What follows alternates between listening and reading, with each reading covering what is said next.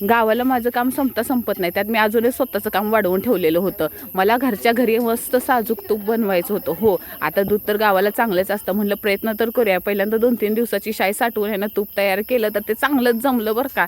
मग म्हणलं ह्या वेळेला ना 8 दिवसाची साय साठवून ठेवलेली होती आणि 9वा दिवस होता बघा आज. आमच्या थंड पाणी नसल्यामुळे बाजूच्या घरातनं थंड पाणी मागून घातलं आणि एवढं डिचकभर मी साठवलेलं होतं आणि असं घटरबूड शाई जमा झालेली होती ना. हे माझं पहिल्या 3 दिवसाचं बघा तूप आहे.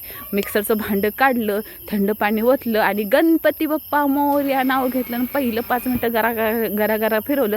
पहिल्याच फेऱ्यात बघा एकदम असं लोणी वरती आलेलं होतं. मग अजून जरा पाणी टाकलं, काय तुम्हाला गंमत सांगू, वरच्यावर लोणी आणि खाली ताक, असं डिस्क भरून मस्त असं ताक निघालं. उद्या त्याची कढी बनवणार आणि वेगळ्या भांड्यात असं लोणी काढलं, ठेवलं ना कडवायला. हे खिडकीतनं येणारी गारगार हवा, तोपर्यंत तांब्याभर पाणी पिलं. 20 मिनिटातच आपलं साजूक तूप तयार आहे घरच्या घरी.